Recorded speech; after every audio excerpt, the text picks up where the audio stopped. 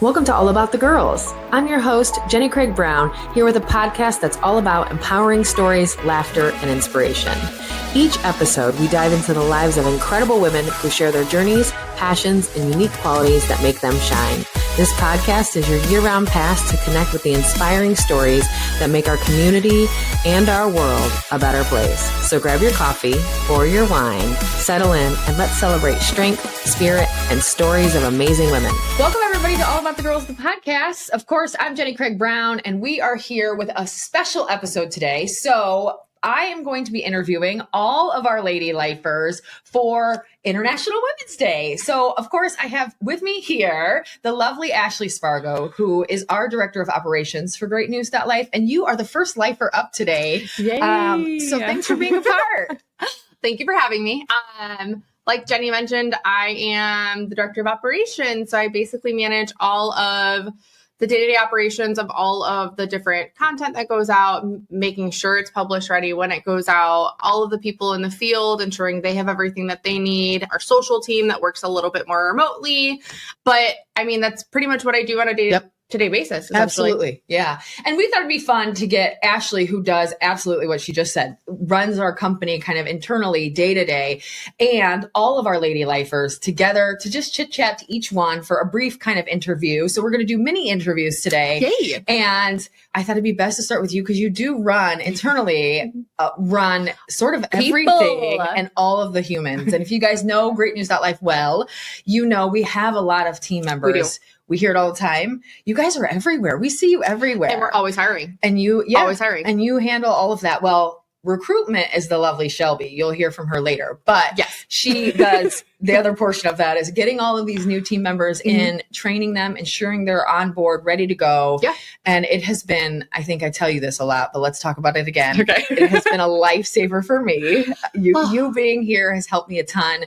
Just humans are hard. Very much so. And I Very think that so. is something that you've taken on for the company itself so wonderfully. So we appreciate you a ton. Thank you. Tell us a little bit about yourself, just kind of a bit about your background and kind of how you ended up here. What brought you here?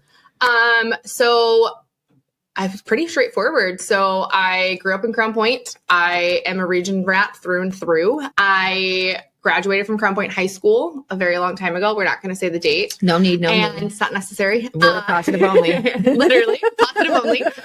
And then I went to IU for school. I started off in English education and certainly realized that children and students and the teaching becoming world. Adults are not my thing. So I got out of the education aspect. I stuck with the English part of the degree, and I got a bachelor's in science in English with a minor in creative writing. But had no idea what I was going to do. Like most college students, of course. I had no idea what my options even were, to be completely honest. And all throughout college, I was working in tanning salons and I was managing tanning salons, and I absolutely loved it. I had a passion for the industry, and it somehow led me down the rabbit hole of becoming a business owner. Which is such a cool. It's just cool. weird how it happened. Because you're really young. And so for you to own a business, it's incredible. It was a wild dream that I never knew I actually had or wanted until it happened. My family had been in the tanning salon industry and stuff like that. So like it was something that my parents did when I was much younger. So it was weird how it all came about, but I ended up owning and operating my own tanning salons. Yeah. And they got to a place where they were operating really well. I had great staff. I had everything pretty much like managed in this little routine, basically where I didn't have to be there every day. And I still had an English degree that I wasn't using, like most. I wasn't sure what to do. And I had originally just wanted to start writing. Sure. And I decided to hop on Indeed one day. And I looked to see where I could basically do that at locally. Yeah. What's online? Exactly. And I came across GreatNewsLife. And I had originally applied. I don't know if you remember this. Love this story. I applied for an editor position here, and you had called me, and we've just vibed really well when I first met you. Like, I don't know if you have were a good high energy like me. Yes. And I wasn't like, it was very like older sister. Like you we're not old enough, obviously, to be my mom. Duh. Yeah. And you're not everyone. No, just kidding. Not old enough to be my mom, obviously, but we had very similar interests, very high energy. We were very chatty. Yes. Just the phone call, like 40 minutes, I think. Literally. Yeah. And I think I came in like 4 separate times for an interview. Yeah. And when I met with you and Chris Mulman, Mr. Mulman. Mr. Founder. But I had met with both you and Mulman and had no idea that you guys had a entirely different plan for me when I came in. Instead, you guys were both just like, actually, well, that's great. We see you better fitted for this position. And I was like, I didn't even know that was a thing. But all right, I'll give it a try. And that's kind of like my journey as far as like where I started, where I am now, how it all kind of came to be. Yeah, because we brought you in, I think, as the kind of lead of the editorial team, and then quickly brought that to the lead of editorial and the journalists, and the lead of the editorial, the journalists, and the social team. Yes. And then, okay, hey, Ashley, can you just lead it? Like, let's just have you lead all of the humans. And it works really well, especially with our little like triangle of you, me, Chris. Like we're like the 3 corners of a triangle that just need to stay at the same measurements on a regular basis. Yeah. All very different, but all similarly aligned in a way that it works really well. And I think you and I especially are almost the left and right balance for Chris. Of course. And so it really has worked phenomenally. And it's been 2 years now? Just over 2? No. Over 3. 3. Time's honestly, going too it feels fast. like longer. Do you think? Yes. 1,000%. Is it because we've given you gray hairs? Okay. Ew, I know you can see that. I swear you cannot. Just kidding. No, I'm not going to give you a complex. Totally I swear. No, I think it's just because it feels so comfortable, so natural, like very homey. Yeah, like I've been here. Yes, and I spend more time here than I think I do at home. So, I mean, so do you. Yeah. So all of us, honestly. All of us. Yeah, we're all here. Yeah, exactly.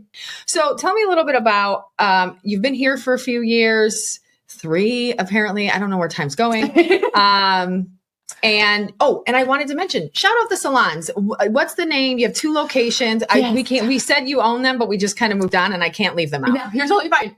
So I do own 2 tanning salons. One is in Crown Point. One is in Winfield. They're called Bronze Soul Tanning Salons. And they're my pride and joy. They're amazing. Yes. They are my children. They are. I don't need any children because I have them. So you've got your own salons that you're running. You sort of run the show here. How do you define success for yourself in personal and career? What does that look like for you? What is success? Was that buying that salon? I think success is measured differently to different people, right? So I think for me, my biggest thing was doing something that genuinely made me happy. And had I any idea that that was going to be in the tanning industry? No, I had no clue. Again, how I got to that point was very weird and windy, and there were a few pit stops on the way. And I think that once I realized that the salons were something that was genuinely going to be something that I gave everything of myself into, I had a lot of failed relationships because I constantly chose the tanning salons. And I think that is where you kind of see what genuinely makes me happy. Yeah. And that was how I knew that the salons were the right choice for me. That's always your choice. I chose them constantly. Yeah. So I think also there's a lot of times where you don't necessarily choose things, they choose you. And I think the salons were one of the things that chose me. Yeah. And I think being here is something that chose me. Yep. I don't think that it was something that I was looking for like wholeheartedly. It wasn't something that I jumped in with both feet and was like, yeah, let's get this going. You're probably a little scared along the way. It was scared. It was very scary. And I think it was something that chose me. And I'm honestly grateful for it every day. And I think that because I'm happy in all of those choices that chose me, that kind of defines what success is to me. And you touched on it briefly, just kind of that winding road that it was and some of the setbacks or obstacles along the way. There was a few like curbs that were hit, maybe a guardrail, well, whatever. So what are some of those big, tell me some of those big challenges, or what are some of those obstacles you faced that you had to overcome, and how did you? I think being a woman is hard, right? Especially in a predominantly male ran everything. Even in the tanning industry, there's a lot of males that dominate the industry, whether it's men who co-own like salons themselves or distributors or anything like that with their wives or their daughters or whatever. So I think that was a huge thing to overcome, because a lot of the time when I would go to either pick out a new piece of equipment, it would be a man trying to show it to me who didn't necessarily take me seriously. And if I was with another man, they mostly talked to that other man and didn't really see me a whole lot.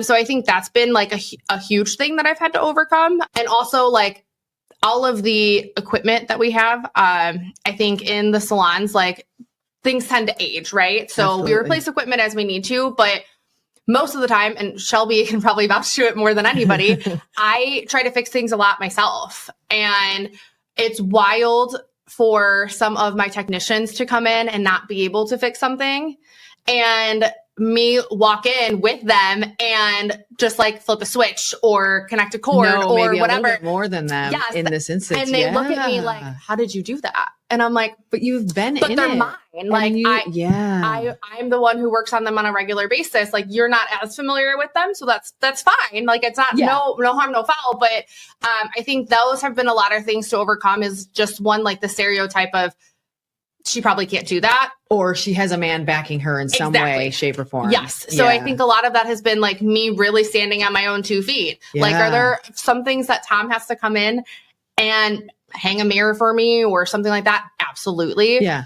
Do I ask him on a regular basis? No. And could you, if you wanted to? Sure. Yeah. Paul, Shelby will be there in a minute to help you. It'll be fine. You guys can make that happen. Exactly. It's just small stuff like that, which over the years has gotten a lot easier, but it was definitely something that I noticed heavily when I first got into the industry. Okay. Yeah. Fantastic.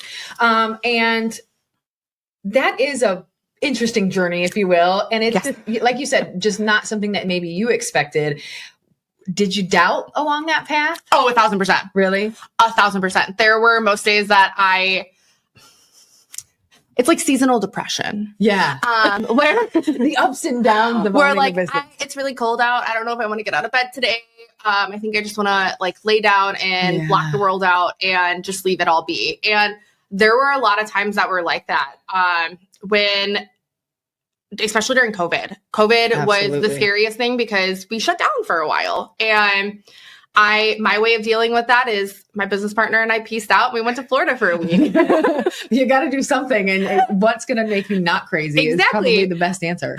But I think that was the scariest, because then coming back and realizing that we were going to be opening again, there was a lot of rules and regulations of what that was going to look like. So I think that has been the biggest up and down, is combating all of that came after the shutdown, what all COVID did to impact the entire community. Sure. Because I will say I was fortunate enough to be one of the businesses that opened back up, but a lot of them didn't. Or a lot of them did and didn't make it very long. So I am very fortunate for that every day. So that is definitely a huge down that I very much so upped. Perfectly. And tell me, and I think this is maybe a hot drop. I've only mentioned this in a couple places, but no, it's all good. So All About the Girls this year has been launched. It's June 12th. So this lovely whistle extra episode drop is dropping on International Women's Day. So it's March 8th today. And, I would like to give everyone a little tidbit that the theme this year for All About the Girls is Dear Me. So this is advice you would give to a younger you. Oh, I love that. You, right? Like sometimes you think back and you're like, man, 8-year-old Jenny or 12-year-old Jenny, or probably more likely 15-year-old Jenny, like pull it together, or whatever that looks like. You know, the 2025 All About the Girls event theme being Dear Me. What would be your piece of advice you would give to a younger self? I think the biggest thing would probably be, don't be so hard on yourself. Oh, amen. I used to beat myself up on a regular basis for, I shouldn't have made that choice, or, I shouldn't have done that, or I wish I would have handled that differently.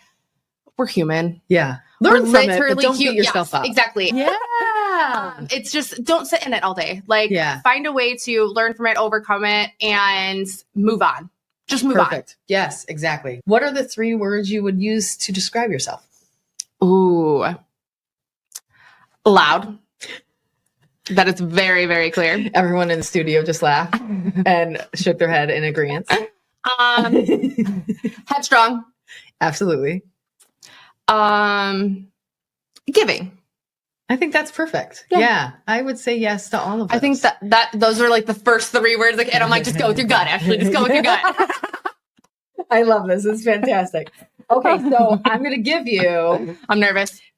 3 quick response questions. You have 5 seconds to answer, or you get this buzzer, and everybody hates the buzzer. So don't make me buzz you, because no one likes it. It's loud and terrible. All right.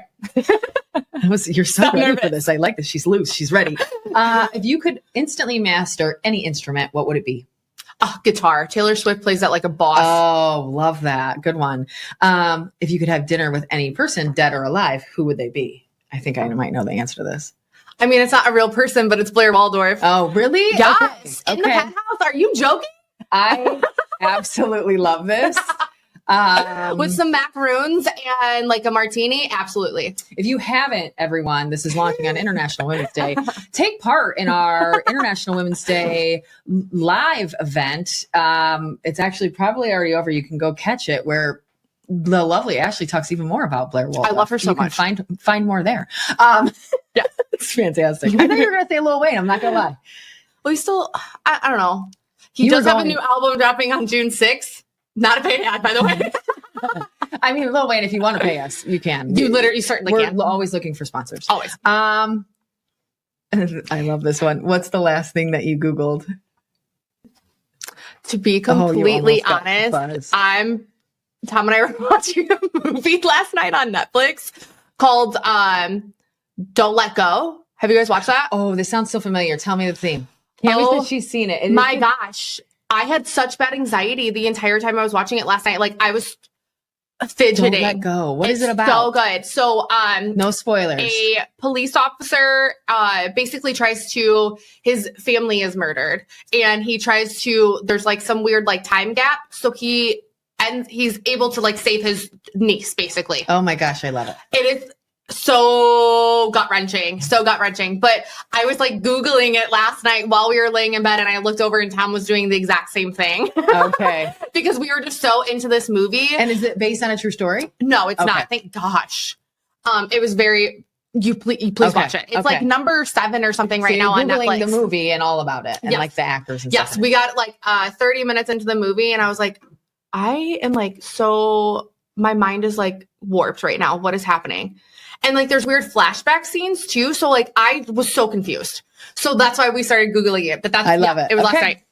She almost got buzzed on that one, but she did not. Good timing. Jennifer. You were so close. Your fault. You're the timer. Fair. I couldn't remember. I was like, when did I last Google something? And then I was like, it was last night for that movie. Last night. I love it.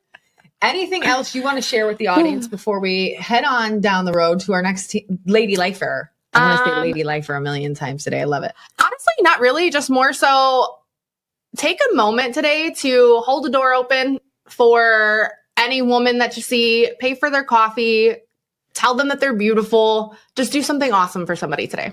Thanks, Ashley. No problem. We love you having me at Life, and we love having you a part of this. Thanks a ton. Thank y'all.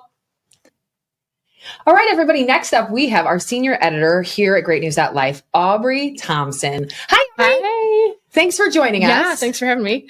So give everybody that doesn't possibly know you yet, just a little bit of a recap of you, who you are, and then what you do here at GreatNews.Life. Yeah. So my name's Aubrey, senior editor here, kind of worked my way up into that position. And I guess another thing about me, I love to read and I love music. So that's kind of me in a nutshell. Yeah. How many books did you read last year? I think you counted, correct? Yes. I think it was like 42, which totally does not blow anybody out of the water of a lot of my friends, but for me, it's a lot. Yeah, I was going to say, you beat me that was a challenge. 38 books, so it's fine. Yeah, I'm trying to hit 50 this year, hopefully.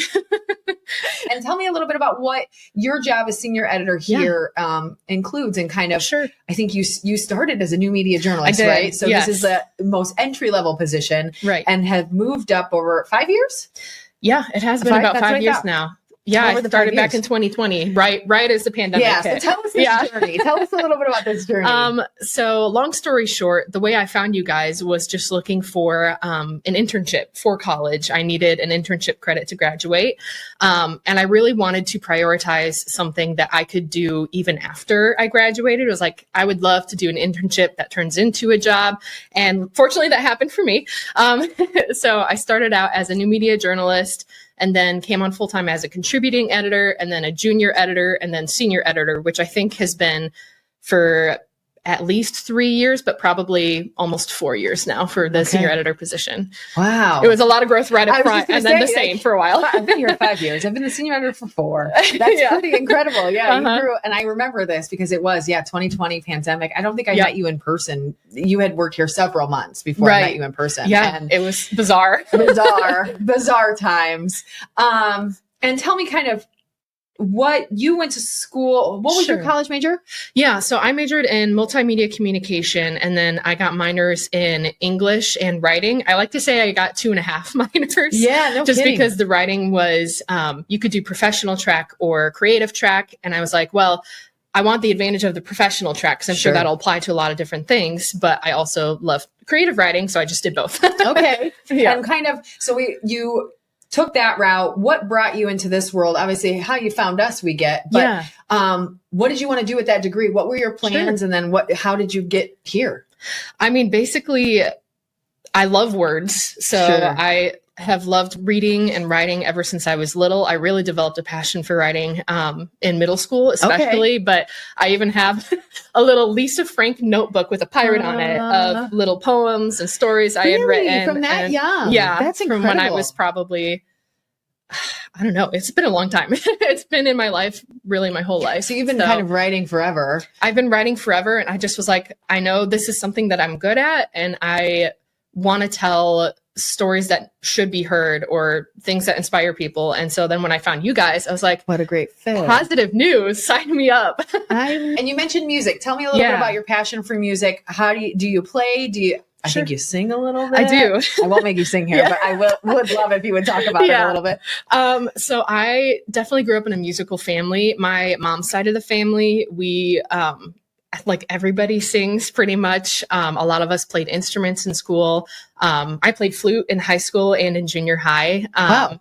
I don't really anymore. I occasionally will break it out, but I'm like, do I know notes still? Kind of, yes. Okay. I can kind of get through some basic things, but singing is definitely the main passion. I grew up doing, we had kind of like a traditional Christmas choir at my church for the little kids.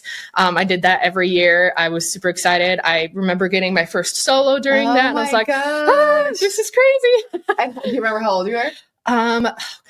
For the first one, I'm not sure, but like I started as young as preschool doing that. Really so young. I really have been singing my whole life. And it just grew from there. I did choir and musicals in high school and in college as well. I joined the gospel choir there, which that was fun because that's a totally different genre. But yeah, I just have loved it my whole life. And when I get together with my mom's side of the family, we sing together. Like that's just a thing that we do. It's incredible. I love it so much. I'm like, my family has never sang together. Ever. I don't know if we're ever gonna sing together. It's just the cutest, coolest thing. Yeah, and I love it. It's sort of like as a family, you guys are pretty darn talented. It sounds amazing. I know. I feel really blessed to have the family that I have for multiple reasons, but I just love that unique part about us. Like we've gone caroling to a nursing home before. That was a blast. And like we have every part. Like we've got our tenors and our basses and our sopranos and our altos. It just works out really well. So I think the question is here.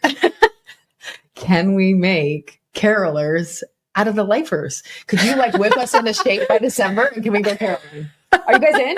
The ladies are in. Listen, I mean, I have done caroling before at college and they made me do the whole pitch pipe and they had me start the song. Really? So I know. You guys, I think she could do it. So for those of you not in the studio, we have Cammie. So we are, I think, easily 90% women in this company.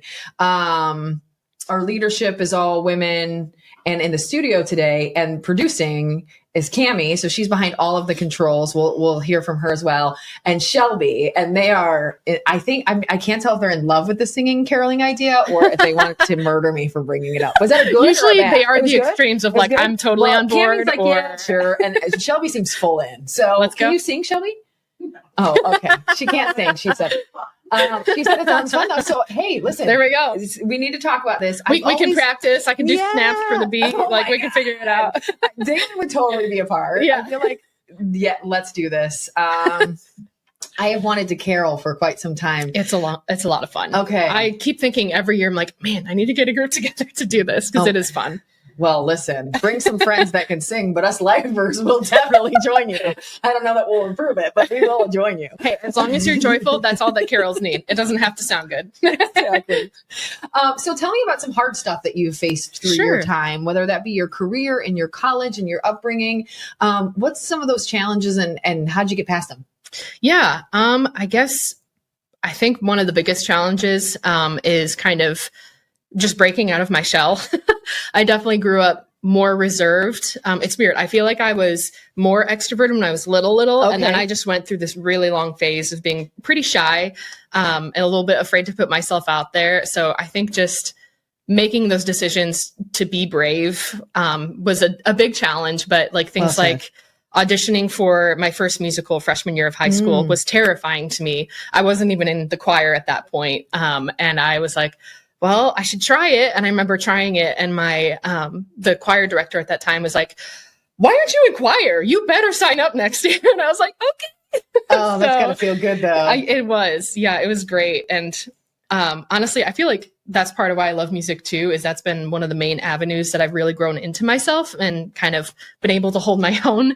Yeah. It helps you kind of come out a little. There's a reason there. There's a thing that you can shoot for. Like you can't wear a bunch of face paint and have wings on stage and not be at least a little bit confident. Like it really makes you take up some space. I want to do that now. I need wings. I've decided. Yes. But you're right. Custom wings that move with you. It's a good time. Oh my gosh. I love this. I want that. I do have wings, but they're they're just like, tie on, almost like a little, like wings, but not like they sound big. Yeah, these were dragon wings, so they were pretty big. This is like Victoria's Secret model wings, except for we're fully clothed and it's very large and like big. And yes, I love this. I can imagine that's tough. Yeah. And was it just the passion for that theater side that said, you know what, who cares if I'm shy, I'm going to do it? Is that what pushed you out there? I mean, I definitely did want to challenge myself because I'm like, okay, I can't go through life not participating in things that scare me. Like you just have to do that as a part of life. And since I already knew that I loved singing, that just seemed like a great route. And honestly, the whole theater part was secondary. I just was like, I like to sing. I can maybe learn how to act and try to dance, but not that anybody wants to see that, but I can try. I'm into it. I love it. I'm the kind of person who got it like the week before the actual show. It's like, I finally have it down. Okay. Got it. But it's before the show. That's all that matters. I'm a slow learner when it comes to dance, but it's okay because I'm a fast learner with music. So they cancel each other out, right? It's balanced perfectly. Yeah.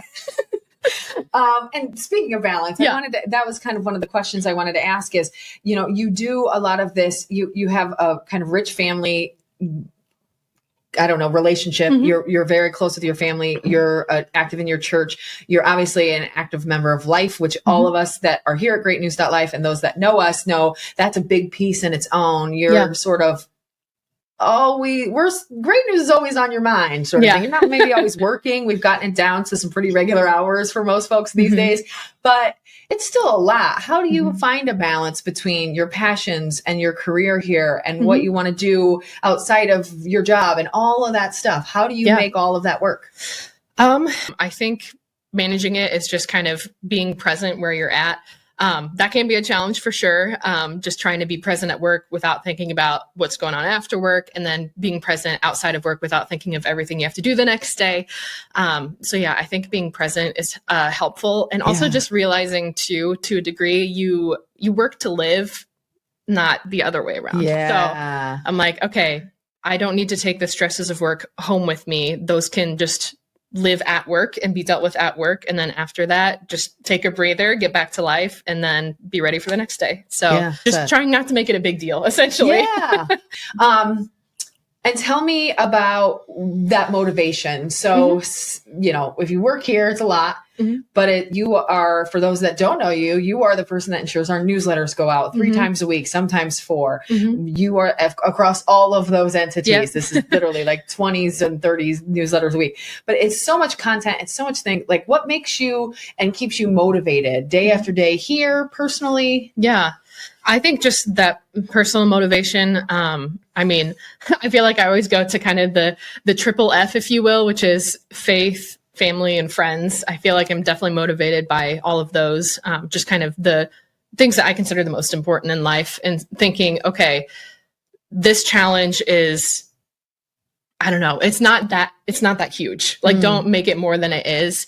And I think just something that's important for me is remembering that, my identity is not based on my performance. My identity is the same regardless. So don't let it, I don't know, take up too much space. Yeah. Like, it's not as important as you can sometimes make it if you're not catching that yourself. One thing isn't you. Right. Yeah. Exactly. It's like, you can have a bad day. That's okay. Go back tomorrow and you can do better. And even if you don't, like, you don't lose value as a person. Like, you are doing your best, and that's okay. Yeah, that's great. Yes. And we're asking all the ladies today, dear me, what is one piece of advice you'd give to your younger self? So if you had to That's a good one. Talk to younger you, the age is up to you. Yeah. What would you tell that person? What advice would you pass along? Yeah. I mean, it kind of goes back to what I was saying about being brave earlier. That was definitely a challenge, but I think I would just go back and encourage myself being on the other side of it and seeing how those moments of courage have improved my life. Just kind of say, like, do it flawed, do it scared, do it unprepared, just do it. Yeah. Put yourself out there. Absolutely. Because the best things in life come when you do take a chance and when you break out of your comfort zone, which for like a quieter girl who is a little nervous about everything in life, just, it's helpful to, I don't know, it would be helpful to hear that from your future self, who has seen kind of what I've been able to benefit from by being courageous. So yeah, absolutely. And we see it here. We appreciate it here. Stuff like this, where I'm like, I have this crazy idea, guys. And you all jump on board. Like, And you might be panicking. I have no idea, but you jumped on board, and you've been that way, I think, through your time here with everything tossed at you. And if you're internally freaking out, we never know. And you do really good at that. And it's really great to have that same thing of, like, not taking yourself too seriously, but knowing you want to do well and work hard.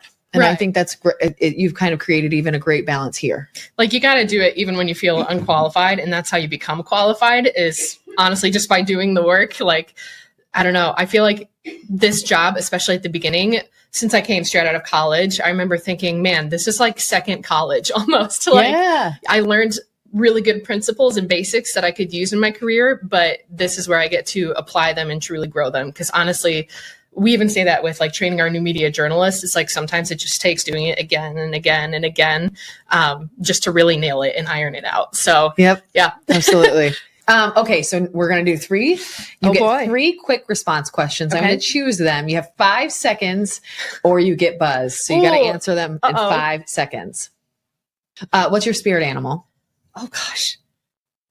One of our previous people here, Dan, has said that I'm a capybara because I just get along with everyone around me. Okay. I was like, okay, I accept that. Like that. We joke that you're the granddad of the office, because you've always got a great sweater. You've got one today. It's true. You've got this, I don't know, you're kind and you're nice. And I don't know how some way that turned you into the office grandpa, but and I feel like the capybara is on par with that. Like, just I've seen some pictures of it, like, guy chilling with a bunch of different animals, and it's like, that's a vibe. It is a vibe. I like it. Okay, what's your most used emoji?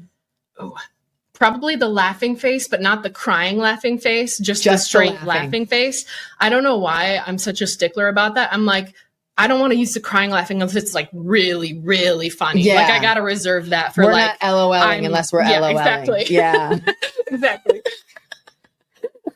Coffee or tea? Coffee. Oh, I love so. both, but coffee is daily. Tea is a supplement to the daily coffee. Yeah. Well, I've had enough coffee, so I'll go to tea. I always tell people coffee is my reward for being an adult every day. As I've gotten older and I've cut out literally like booze and everything else that's delicious. Right. Coffee's my thing too. Yeah, that's one thing I like don't cut out. Like I'll scale back if I need to. Like if I realize I'm having too much, but I'm like, this is my adult compensation juice. Yeah. Listen, Aubrey, if the worst thing you are doing is chugging coffee, we are here for it. I love it completely. Is there anything else that you would like to share with the audience and our listeners today before we head on and meet another team member? Ooh. I guess just some general advice, kind of the same thing I would tell my younger self. Like, even if you feel too flawed, too unqualified, unprepared to do something, do it anyway. You never know what's going to happen. Yes. And it is terrifying. You will be actively terrified in the moment, but good things will come after that. Yeah. And it tends to get a little easier over time. So the first terrified is never, it's never worse on the second terrified as it was on the first. Exactly. It's just a slow growth. Like you get gradually bolder and bolder. And it's like, you know what? This is a bit easier than the first time. Yes. I love it. Great advice, Aubrey. Thanks so much for being here. And everybody, just if you see Aubrey out for coverage or anything else in the community, make sure you say hi. Say hi. I'd love it. All right, everybody. Next up, Lady Lifer from our tech team. You heard that right. One of our Lady Lifers is right here in our very own office is the tech team. Hi. Monika. Hello. Now, Monika, I always mess up your name. I've said it 100 times. So you say your full name and full title for me because I'm getting lazy, candidly, and you'll say it way cooler than me. All right. I'm Monika Krcoski. I'm a junior full stack developer here at GreatNewsLife. Yeah. And Krcoski is the name, but it's not spelled like that. It looks very different. Yeah. I'm Macedonian. It's Krcoski. So see, that's like that fancy, cool thing. That's fancy. Like to say it. But yeah. For people that don't know what that big title means, tell us about your average day, what that title means, and a little bit about how you got here. Yeah. So I do a lot of development. So we use mainly Vue and Nuxt and keeping up the day-to-day operations with our websites and anything like that, and make sure things are up and running, internet, anything like that. She is famous for our websites going down on her second day? Third day? It was my second day here. And it was the first time our sites had ever been down for any length of time. And that was 2 years ago now? Yeah, about 2 years ago. About 2 years ago. And I think we're down for a minute. It was not a fun time.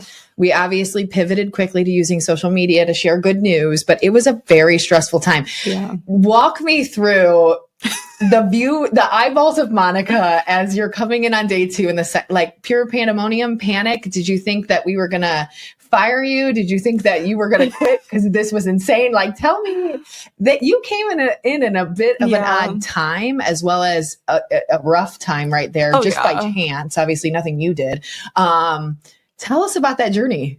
Yeah. So I came in and my second day here, it was a Friday, I remember, and I got everything set up on my phone so I could check up on the operations, like the cameras, anything like that. And I just remember seeing there was a really bad storm.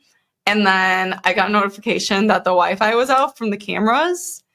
And I was like, this is not a good thing. This can't be good. This is not good. I love that you did all of that on your first day, though, so that you even knew that this was a problem. Yeah. And then we came here and there was a tree in the driveway and the modem was down. And yeah, we basically got electrocuted. Our office got electrocuted. Well, the tree outside got hit by lightning, which then kind of burnt up a bunch of stuff in the office, whether it be electronic. Not very many, though. I think it was really like that. It was just that was the biggest thing. Everything else was fine. But because we do all of the right things, probably some of your and Dan and the previous tech team members work of power strips and things like that helped probably a ton too, but it was intense. I'm so proud of you for working through that. I'm certain you probably didn't sleep very well through it, but it was very stressful, but you made it. Yeah. And you stayed. You're here. So what motivated you to dive into a career in tech? I mean, you've been pursuing this from my understanding, obviously before us. What got you into tech and in general? I started in college. When I went into college, I thought I was originally going to do theater. Okay. That didn't work out. My dad's like, you are not going to college for theater, Monika. Like, sorry, you're not that great at it. I was like, because it doesn't make enough money. He's like, no, he thinks I stink. No, I'm like, okay, you're kind of right. Well, it was like more Broadway acting too. And I'm just like, I cannot sing for the life of me. Okay. I tried. I took voice lessons. Didn't work out. Well, you missed it, but Aubrey's going to teach us all to sing, and we're going to go caroling for Christmas. I'm going to need it. So, anyway. I mean, I'm in. Okay. Yeah, I love it. She'll need the assistance, but we can get you there. Me too. Same. Yeah, I was just not that great at singing, especially. And it's all singing. It's all musicals. Yeah, if you look on Broadway, there's like no plays, and it was just a lot. So I took this class, and it was kind of like a course that went throughout the year, and they told you, here's some careers in tech, here's some careers in art, here's careers like everything, just kind of any engineering, industry, right? Things like that. And I really liked the coding aspect of it, so I chose computer science. And through that college career, did you dive more into it and just really fall in love, or were there and I guess that's a question. And did you have some other passions? I think you had some other passions going on at the same time. So tell me how that journey with tech happened or how it went. And then some of those other side passions you had too. I still remember my first day of class, and I was the only girl in the whole class. You're like, I'm kind of a badass, but at the same point, this is a little scary. Yeah. Right. I was like, okay. And then, a lot of tech people are a little quiet, and I'm like, okay, well, I like to talk. So let's start talking. Hey everyone, Monika's here. Yeah.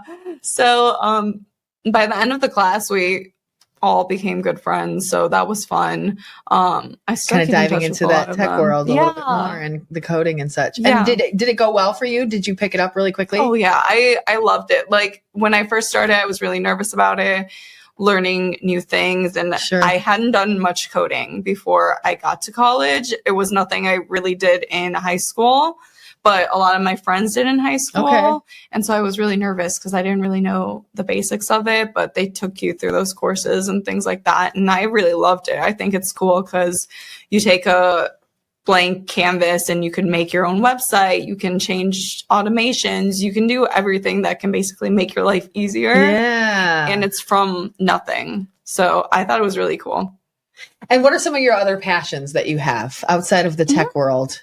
I really enjoy fashion. I actually got a fashion minor in college. That's what I thought it was. I wasn't sure. I didn't want to say that if it wasn't true, but you've minored in fashion, which listen, this has got to be the coolest set duo of major minor that there is. Like major in development and minor in fashion. Yeah. Well, that was kind of my compromise with my dad. I'm like, if I can't do theater, well, can I at least do fashion, because I love fashion. And then you're learning, no matter how hard the tech world gets, you're learning something that's truly passionate too. Yeah. And there's a lot, and I did a lot of actual costume design in theater.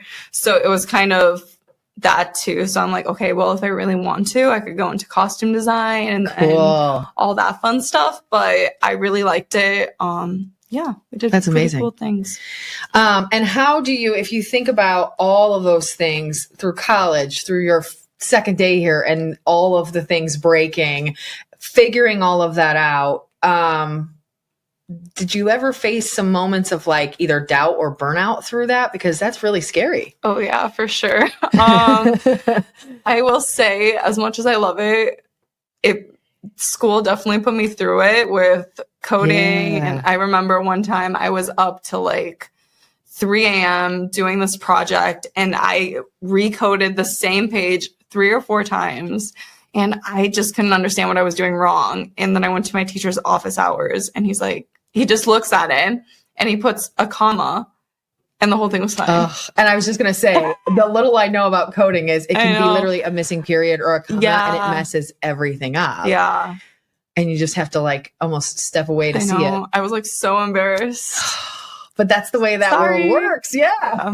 But that's, I mean, I learned through it. I'm always checking my commas, semicolons, and everything now. You took something from it. Yeah, that's good. It works. And what keeps you positive in those tough times? Like, we're the positive news people. How do you deal with those moments, and how do you kind of keep your head up? You know, honestly, I really like to plan things outside of that time to kind of keep me excited to go through, because I'm like, okay, well, I'm going shopping with my best friend after work. So maybe I feel tired now, but I got to keep going because I have a whole social obligation to do after this. So, and is that kind of how you create that balance? Is to, because that was one of the questions I was going to touch on too, is it sounds like you have a lot of passions, but you also have career passions as well. And putting all of that in a bundle is big. Is that how you can kind of, if I schedule a couple things with my friends or a couple things out in the community, that'll help me balance? Is that how you work it? Yeah, I like to do that. I like to schedule trips too, because then I'm like, okay, well, I might be stressed out now, but at least in a month from now, I'm going here. So I get to meet new people, see new things, discover new things to do. Yeah, you travel a lot, whether it's just Chicago for the weekend or Florida or like literally everywhere. Tell us, what's some of your favorite places that you've been? Ooh, my favorite place that I've been to. This is totally off the cuff. I'm so sorry. I didn't tell anyone to prepare for this. My favorite place I went to was London. I went in October. And that was one place. My brother makes fun of me all the time because I'm always like, I'm going to go to London. I'm going to go to London. And he didn't actually believe that I booked the trip when I booked the trip, because I've been talking about it since I was 12 years old. Yeah. And I just loved everything there. It was perfect. Public transportation was so nice and so cheap. You don't have to worry about bringing your car places. I love going to the pubs and just seeing like local. Yes, that local vibe. Yes, absolutely. I loved it. Everybody, like when they finished work, everyone went to the pubs. And like everybody gets off work and goes to the bars and like hangs out. I love this. Because you're like looking around and there's a lot of people around and you're like, oh, it's 5. Everyone's at work and they go straight there. And that was really fun.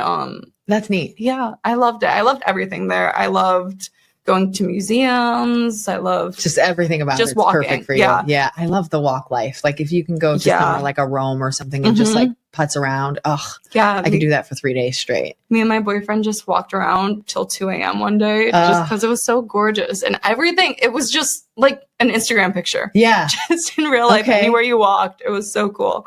I love this. That's fantastic. And we mentioned earlier, this year's theme for All About the Girls is Dear Me, advice you would give to a younger you. So what is that for you? What piece of advice would you give to a younger Monika? That's a hard one, honestly. One of my best friends, her name's Sierra, she told me this. We were on her bachelorette trip in Virginia, and she got asked what was the best advice you've ever been given. Ooh. And it was actually from her grandpa, and it was never stop studying. Okay. And that just kind of blew my mind when she said like, always. Because it's true. You start to see as you get older how much you start to forget, and new things come up like AI. How do you stay up if you're not staying up? Exactly. Yeah. So just keeping on top of new things, maybe it's in your industry, maybe it's about a topic you like. Maybe or the world as a whole. Yeah. Just sort of continuing to know what's happening around you, whether it's in your industry or a different one or a passion you have or whatever that is. Right. And it's not going to hurt you to take a class or something. Oh my gosh. In your free time, you know? Yeah, exactly. So, at worst, you just get on Duolingo and learn some Spanish or something, right? Like that's just it's something. Little, but it's something you can do 10 minutes a day. And then you can travel more and talk to everybody. Exactly. You can yap around the world. Yap around the world. I love it. That's our new hashtag, everyone. Yap around the world. I love it so much. What is currently bringing you the most joy in life? Right now, I'm kind of picking out the places I want to go to within the next few years. Okay. So that little things like that. Me and my cousin, we have a girls trip every year, and we're going on a cruise soon. So I'm excited for that. Okay, that's fun. Where are you guys going to go within the cruise? It goes to the Bahamas, and they have the cruise ship has a private island. Oh my goodness. I love it. There's just this island that no one else gets to go to. It's fine. It's not a big deal. It's not exclusive. No, that is so cool. I'm so really excited for you. Yeah. So that'll be a super fun trip. And that probably helps you to kind of keep on those high notes, is just having some cool stuff like that playing. Yeah, that's awesome. Every time something goes wrong, I'm like, okay, I'll be on a boat in a month. He'll be okay. The internet's not working, but it's okay. Yeah. He'll be okay. We'll figure it out. Then we can go. Yeah. That gives you a good deadline. Yeah. And what do you hope that other women take away from hearing your story today and your kind of you being in the world of tech and in such a male dominated field? I'd say take 10 minutes a day and just do something that will improve your skills, and also take another 10 minutes and do something that will improve your mental health and how you think about things. You think about yourself even. Yes. Fantastic. Well said. Well, Monika, the last part that you are here for is the quick response questions. Mm-hmm. So as everyone that listens to this pod knows, you've got 5 seconds to answer. I'm going to choose 3 random. I know. She's like, no one told me. So you've got 3 or 5 seconds to answer 3 quick response questions, or you get buzzed. And that's 5 seconds each. Not buzzed. Yeah. Listen to this thing. Oh my gosh. It got loud. It's aggressive. I'll try. Okay, here we go. What is your guilty pleasure TV show? Oh, Gossip Girl. Oh, good one. What is one talent that you wish you had? Singing. Aubrey, we need you. What's the weirdest thing in your fridge right now?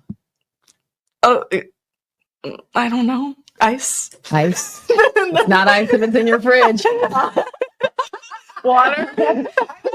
No, I was thinking, I'm like, I have onions. I don't really like onions. That's like probably the weirdest thing in my fridge.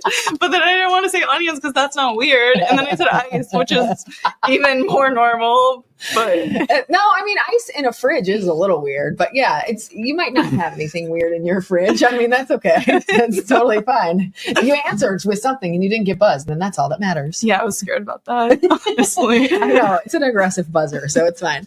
Well, thank you, Monika. Anything else you want to share with everybody before you head out and we meet the next lady lifer? So I have a podcast coming out. It's going to be called The Nonsense Podcast. It's talking about pop culture, fashion, anything that's new and trending, things like that. And where can people find that? It's on WVLP Valpo 103.1. And follow me on Instagram, which is Monika_XOXO_. Of course, it is XOXO Gossip Girl. Yeah. Well, thank you, Monika. Thank you. I enjoy you being here. I love having you on the tech team. You're an integral part of making this place work every day. And we appreciate you a ton. Thank you. All right, everybody. Next up is Shelby Prouty, who is the leadership and operations coordinator here at GreatNews.Life. Welcome, Shelby. Hi. Thank you for having me. Thank you for joining us. That's a mouthful of a title. So for those folks, I mean, you're one of the outward facing people. So a lot of people already know you, but for those that don't know you or know what you do here, give us a little bit about your background and then your role here at Great News. So I originally, my career was in childcare. I went to school for early childhood education. And then I ended up here, and now I manage some great leadership. I was going to make a joke about how the childcare helped with managing me as a person. Yeah, I guess you could say that. Yes, so there's that, managing just processes within the company itself, making sure everything stays on track. And then big with recruitment. Absolutely. And you've got a background in some of that as well, right? Yes. I used to be a personal recruiting manager for another marketing firm. But that was a little different. A lot of cold calling. Okay. That was fun though. Okay. And then now you're here at Life, and you're exactly right. You sort of help. You're almost like one of the moms of the office, but you just keep me, Chris, Ashley, all on track. We have what we need for our meetings. You run all of that. You make sure the office runs smoothly. It's open. There's music playing. Oh my gosh. Anyone that knows me knows that's a big deal. It's clean. It looks beautiful. People that are coming to the office know where to come for interviews or for visits. Everything. You really do touch a little bit of every department, helping coordinate a little bit of everything, and have been such a big help with us. I think you're part of what we call the partner team. Yes. And you came on 2 years ago now. Yeah. And you have helped Cammie and I. That has been our team, just the two of us, for a very long time. And you have helped us so much. Just bring another person into that can move as fast as us and can communicate as much as us. And it's just been phenomenal. So we love having you here. Tell me, through all of, you have such an interesting background because you have done childcare in its own. It's probably 17,000 stories that we could talk about forever. Tell me about some of your journey and sort of some of those challenges along the way. If you think about your background in recruitment, your background with that childcare, having some kids of your own, and then coming into life, what have been some hard moments through all of that?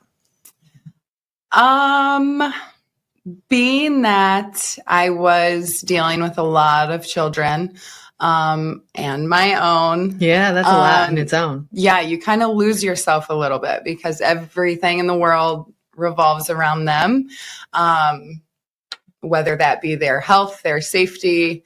Your whole life sort of revolves. And then if you're in childcare, then it literally is your career and your personal life is all about kids. Yes, and any move you make has to be about them. Yeah. So you forget about yourself a little bit.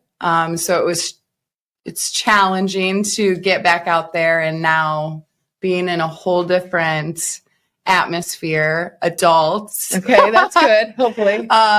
Finding that new rhythm has been challenging, but it has been fun, rewarding to meet all sorts of new people. So, and did you find kind of recognizing that's really intelligent to just even be able to recognize, like, hey, I feel like I've lost a bit of me in all of this kind of life with kiddos and for kiddos.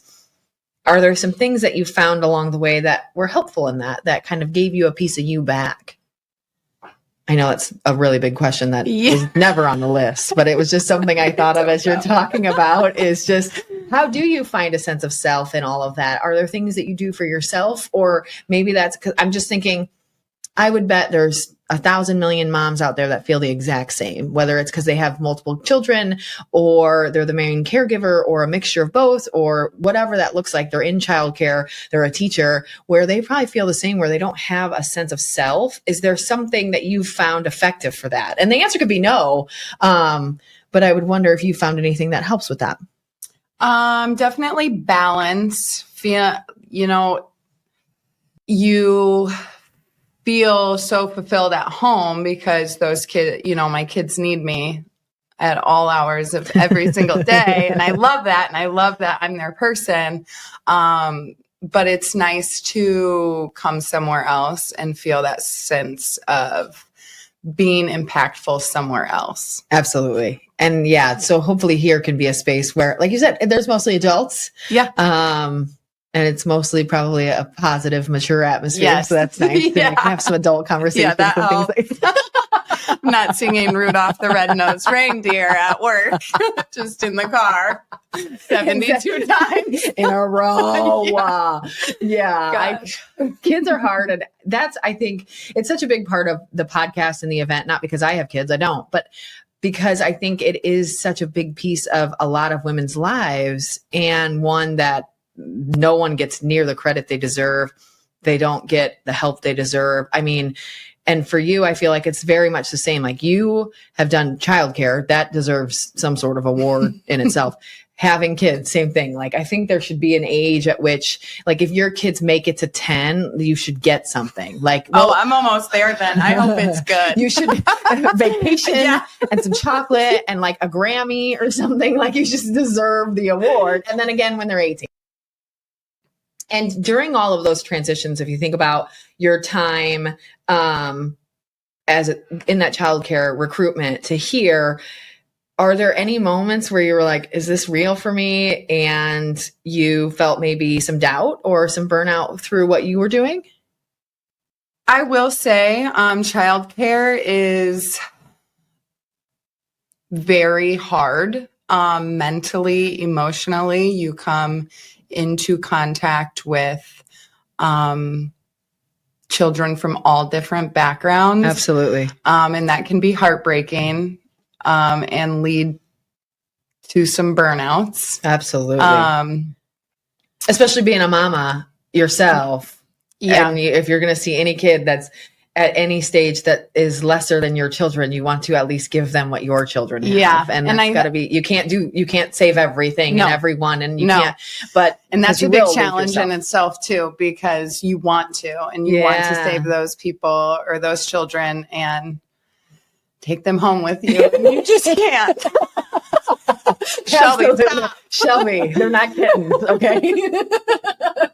You have enough. Bring them home. Yeah. But that speaks so true to you. Like, I think when I've gotten to know you in your time here at Life, you are a helping person. Like, you seem to strive and grow and be fulfilled by helping others. And so I'm assuming that kiddo life is the same. Yeah. And I think that's a really, it's a very strong and important character trait that I don't know is out there a lot, but I think those that are almost always women. Like, we are helpers, and that is, I think, you through and through. Like, you really do help everyone on this team so much, and I think you see that through your whole life, and I think that's incredible.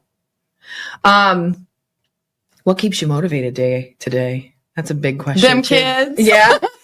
They're the ones that keep me motivated and a little crazy at the same time. I've got to do it for them, and if I don't, then we'll all die. Yes. No, but on a serious note, they do keep me motivated. Yeah. I would not be where I am today without them. They push me, and they don't know that, Yeah. They don't see that, but you can show this to them when they're like 17 and be like, see, I knew that. Read it and weep. Yes, exactly. But yes, they are my motivation behind absolutely everything I do.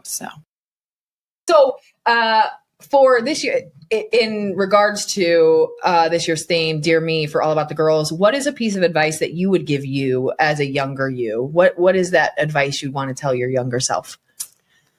I would say let it hurt and let it go. I love both of those points. They're sort of separate on their own, lovely, and together they create a really powerful combo. Yeah, you can't hold on to everything. If you do, like I did, it'll burn you. So you just gotta let it hurt, let it go. Tell me a little bit about what you're loving right now. What's bringing you joy? What is kind of your positive focus right now?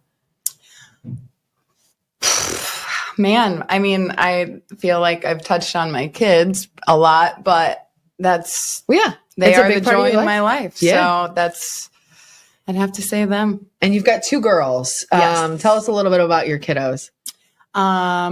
Reagan is my oldest. She is 9. She is my emotional. She's like me. Okay. Bit of an empath. Yeah, she emotional, doesn't loving. like to hurt people's feelings. She's very, very loving. Then there's Rebel. She's 2.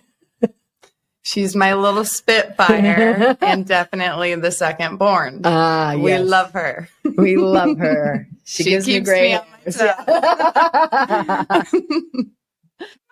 my If you guys ever are feeling off, or you're having a rough day, or it's like a Thursday that's a Monday, just come to our office at about 7:58 and you will hear Shelby within the next 3 minutes yell, "Good morning, everyone," at the loudest tone. And I love it so much because I am akin to that sort of loud positivity, and I love it a lot. And so I think through all of our seasons here at Life and our teams that we've had here, I think that's so fun and I love it. And we've been, we've had teams that are quieter and shy and maybe a little bit more blah in the morning. And then we've had the teams that are like, oh my gosh, you guys, someone has to do something today. and work and quit talking. And I feel like right now we're in such a great balance where it's like the team seems to love each other. But I think a lot of it is based on you and that kind of fun attitude you bring to things. Like if everyone's being quiet, you're going to yell even louder. Good morning. And I think that's awesome. What's going on? Hey, everyone. Someone start talking. Cami, how was your weekend? Was it so good? Was it so great? She's like, oh my gosh, if one more person asks me about my weekend. I think it's great. And we've loved having you here. I mean, your 2 years at Life has just been amazing. And fun. Yeah, it really has. I love and you've being done here. so many different things for us and you've proved to be great at so many different things for us. And I'm certain we're going to find even more in the years to come. So thank you. Thank you. So on to the gosh. scary parts. I feel like, no one was told about the quick response questions. Is that true? Cami kept it a secret from everybody. Way to go, Cami. I'm just going to tell on Cami. She not only didn't tell anyone quick response questions were going to be in there, but she created these. So she gets to cheat a little bit. Oh, Yeah. She's wow. like, oh, dang. Can't. We'll talk about this off camera. Yeah. Someone's in trouble. Not it. If you could only eat one. Okay. So you know the drill, right? If 5 seconds to answer the question or you get buzzed. We've heard the buzzer. It's pretty intense. If you could only eat one meal for the rest of your life, what would it be?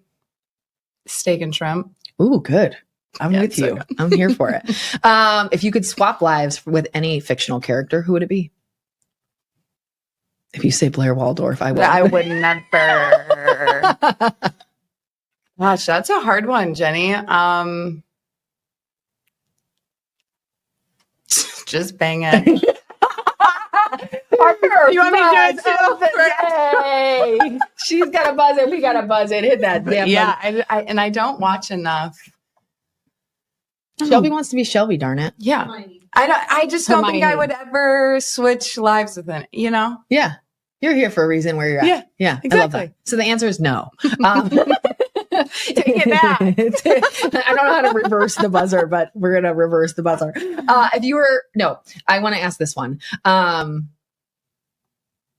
Where was it? No, that was right. If you were a superhero, what would be your superpower? The ability to be invisible. Goodbye, everybody. For the next 7 hours. Okay, that's good. I like that. That's a really good one. I think, especially as a mom, you're probably like, can I just go to the bathroom by myself, please? I would love to just take a shower and go to the bathroom. Yeah. And no one know I'm no in one there. knock on the door or ask what I'm doing. Yeah. And I could maybe mess with Chris Malman a little bit. Oh man, that would be so fun. Just be down in the studio when he's here and just like move a pen when Turn he the light on turns. and off Take all all the the time. good dry erase markers away. Not the dry erase markers. Oh my God. It's going to be so much hell to pay. We're kidding. Chris Malman's actually a very nice man. The best man. We just Do have to have give to him a say. little crap here and there. He's hired and supported all of us. So I think, yes. that is shout out to Chris Malman on International Women's Day. We don't do this a ton, but he has been a great support, not only for this All About the Girls, the event, the podcast, us, who we are, what we're doing. He's helped me grow a ton in my own role, but I think a lot of us here can feel the same. And definitely saw the value in having women run the company that he started from day one, and really has brought in women repeatedly that are strong and professional. And he sees that in people, and it makes me really happy to be a part of. So shout out to him. Absolutely. He's the only guy we're giving shout outs to today. Sorry. No. Well, thank you, Shelby. I loved having you be a part. Anything you want to say before we head on to our next guest? No, I think I've said it all. All right. Well, you guys will catch her out in the community at something, I'm sure, very soon. Thanks for being here, Shelby. Have a good one. Thank you. Cami Tubiak, our partnership and office coordinator, is going to join us. Hi, Cami. Hey, Jenny. Thanks for being a part. We're already giggling. It's the craziness in here in the studio as we record these. This has been so fun already. As I mentioned, you are a long-term lifer. You've been here, going on 6 years? I'm in my 7th year now. 7 Just completed 6. years. So you are, I think, currently the longest current team member outside of me, correct? Yep. So you're right behind me. Your title is somewhat explanatory, but maybe not enough for those people that don't know you, which is probably very few because most people have met you. If they know Life, they know Cammie. They've gotten at least one email from you. They've heard from me. Yeah, exactly. So tell us a little bit about what your role looks like here at GreatNews.Life. So in a nutshell, I make sure the partners are happy. Absolutely. So I am there from the moment they sign on through you, Shelby, Chris, whoever they come on through, and make sure that they're getting what they want, that their marketing needs are met, that we're talking about who they want to talk about. If they have a random photo that they need and they're just going to reach out, we make sure it happens. Just a lot of the behind the scenes where I feel like I fit well. And then pretty much anything you guys throw at me. So well said. I think that's absolutely what you do. And it's a perfect role for you. You're very cheery and nice and kind. And I think that's a great role for you and what you do. We've known each other quite some time. Your story about applying here is a bit fun of an antidote. Can you kind of give us the recap on how you got here? Yeah, definitely. So obviously we have known each other for around about 15 years now. So I would always see everything you would post online and all the fun you're having. And as everybody does see, just when you're out in the community doing all these great things, but always saying so many good things about this place and about where you work and how much you love it. And I was like, I want to get in there. So I kept watching for something that would come up that would work with what I could do. Yeah, your skill set. So the first thing I saw was Mini-Me. And I remember applying, and then you reached out to me. You're like, I don't think we should work together. I was petrified of working. There was a few people that had talked to me about working here previously. And I was so nervous to work with any of my friends because I thought, man, if that goes south, I can't lose these people that I love. Literally. Yeah. So, and that position was directly with you. Literally. It was a Mini-Me. So it was kind of a scary one. But then I saw the administrative assistant position open up and I was like, okay, let's try for this one instead. Yeah. So I just put everything in, didn't even tell you what was going on, and just kind of went through the process and then got in, talked with, I think Stephanie was there at the time, whoever I had to interview with was like sitting out in the front. And then they're like, so you're going to talk to Jenny. And I'm like, okay. Yeah. I didn't know it either. And I love that because I think it's such you sort of wanted to earn that on your own without including me. And I think it was fantastic. And it's funny because at the time it was like, oh, you're right. This is such a better fit. Unbeknownst to us is that it still put us right next to each other. Yeah. Like it was almost the same position, but it did work so well. And so it didn't matter. It kind of, I think, allowed us to have you enter into the company without being my right hand, but then you slowly became my right hand. And so it was a kind of a calmer way to do that. Yeah. And I think it's because I remember interviewing with Chris and him saying like, so, you know, Jenny, how do you think she is here? And I was like, she's determined. She's rough. She's hard. Like everything I said, it's because you are the same in and out of work. Yeah. So knowing that coming in, I think helped. Yeah. Like I already know how you're going to be. I know what I'm getting myself into.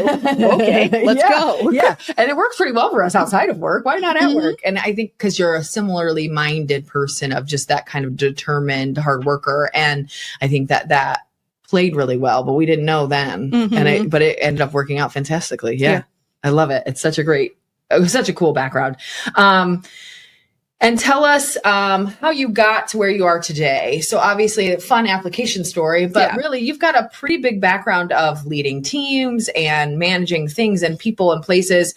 Tell us a little bit about that background and about your family background and such. Yeah. So I started working when I was 16, as you do, like back in that time, because I'm old now. Still very old. I roll. You literally start working as soon as you can. And I had work at a local grocery store for a little bit, but my first main job was Burger King. And I applied. It was in the next town over. I started there as the broiler person, which is kind of the lowest position you can come into. It's very entry level. You learn all the positions while you're hanging out there. And over the 15 years I was there, I slowly grew up into managing a store. To literally, where from the bottom to the top. Literally. That's fantastic. And I did it so well that they moved me to a store that was struggling, turned me into a training store, and just kind of kept it growing. But in that time frame, I was also going to college and trying to figure out what I wanted to do with my life. My whole plan was to be a wife and a mother. That's all I ever wanted to do. When people would ask me in high school, what's your career goals? I just wanted to be a wife and a mother. That's what I wanted to do. I want to have that classic life. Yeah. As a senior, when I wasn't obviously married. I was like, oh, I do need to kind of figure out something to do outside of that. So went to school, started in like radiography, and it just wasn't fitting for me. Just everybody I knew was going for something medical. So I started just kind of messing around and then ended up in the graphic design world. Okay. So went through that while working at Burger King, while growing there. And then graphic design is very hard, especially back then, to get a job in that isn't kind of just commission work, to where they're like, I need a logo, go. And I wanted something that was stable, that I could actually be in. I was making posters for bands and just kind of doing things that were fun, but I wasn't doing what I wanted to do. Sure. So then with Burger King, it's a very, I guess a lot of the restaurant world, you need to be there a lot. You need to be on call a lot. And I finally had that family, finally was married, had my little munchkin, and I wanted to be able to spend a lot of time with them. And I just wasn't able to. No. So I had to move on. Yeah. Right. Absolutely. So I ended up working with Love You Baby Photography. I actually met Erica when she was taking Connor's newborn pictures at the hospital. Yeah, alum of the pod. Yes. Erica Hemphill, if you've not listened to her episode, she's fantastic. She talks about that company as well as the brewery. Yeah, she's a really awesome person. She's been through a lot, overcome a lot, and it's really great. Okay. I ended up making some her logo for her and just kind of doing things through there. Okay. And in exchange for like more pictures of Connor, because who doesn't want pictures of their babies? Course. And she did amazing work. Like I still love his pictures. Oh, that's great. And then she ended up hiring me. From there to work for Love You Baby. So I was at Methodist, both locations, taking pictures of babies. I met a lot of awesome nurses and the doctors. I actually met the doctor who delivered me. Oh, wow. And was able to find my name like in the birth log books from back then. Amazing. So that was really cool. But it was a commission-based job. Okay. And it's hard to plan and have a family and provide for them. Obviously, I'm not the only one. Yeah. I have my husband, but I like to plan and know what's happening. And when I don't know. Yeah, with commission, it's always up and down. It's so hard. So that's when I was like, okay, I need something. And that was kind of in the time, I think I was at BK when I applied for the first position here. And then I just kept watching. And I remember sitting in the nursery. I had just finished my shift, was done editing photos, just scrolling Facebook as you do. And I saw that position come up and I was like, I'm going to apply. And I got the phone interview call on my birthday. Oh, what a that was kind of cool. Yeah, it's almost like, okay, things are aligning here for a reason. This seems to make a lot of sense. Yeah, absolutely. And what was it about, was it your upbringing or what was it about your life that really, where'd you get that need or that want to be a mom and to be a wife? Like I didn't have it as much because it was never in my future. I wasn't going to get married until I met my now husband. So, and never had kids. I didn't have that. What do you think brought that into your life or what did you see that was so important there? And I remember my mom always telling me, obviously I know how old she is, how old I am. She was married and had me by the time she was 20. Okay. So I was like, perfect timing. I'll do that. That'll be my goal. Yeah. And I am that kind of support person. Like I am here. It's kind of the same thing that I carry in that life or in that role is I want to be that person that helps take care of people. Sure. And that's what a mom does. Like you're taking care of your children, you're helping raise them, create the next generation.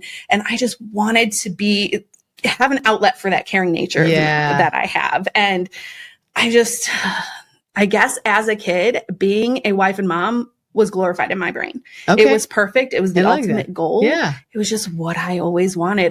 Like I said, I was just never that career driven. Okay. That was my career.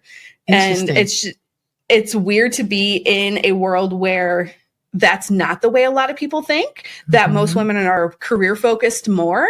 And for a while I thought there was something wrong with me because I didn't want to get a new job or find a place where I could be a boss. This was your job. That was what you wanted as a job. Yeah. Exactly. You had the leadership, you had the management, you had the growth within a company like that. And that's just this is what you wanted. Yeah. You wanted that mom life. Exactly. Interesting. Yeah.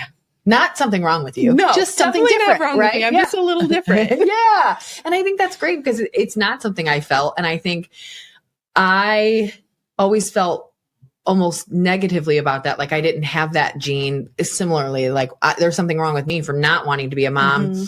And it's funny to hear you say that you felt weird wanting to be a mom. And it's just another kind of point to you guys, we should be able to be whatever we want and it not be an issue. Because either way, you're going to get those people judging whatever decision you make. making you question that decision. Absolutely. So yeah, being supportive of people in whatever decision they're making is such a good important thing to do ongoing. And now you're sort of, we mentioned this with Shelby too. I feel like both of you have come into roles here that are very help support that sort of role. So you're sort of our mom too. And it's lovely because we have several moms here. Now that we're talking about my work life. Yeah. Shelby and Cammie. Work wives, love it. I love your guys' relationship. And for us, I think Chris would say the same. It's been really impactful to have you guys here, especially you and with so many years of just caring for the team and the people and the place and what we do. You've been very similar. We joke through the podcast about me just sort of learning by the seat of my pants. And candidly, you were in a lot of those seats right there with me going, I don't know how to do video either, but we're going to figure it out. Test this. Why doesn't it work? I don't know. Google it. And we really have done a lot of that together, which has really been fun. Through that time, if you think about from deciding what you want to do for a career to today, what are some of those big hurdles that you've had to jump through or challenges that you've had to deal with? I think a lot of the big hurdles and challenges were myself.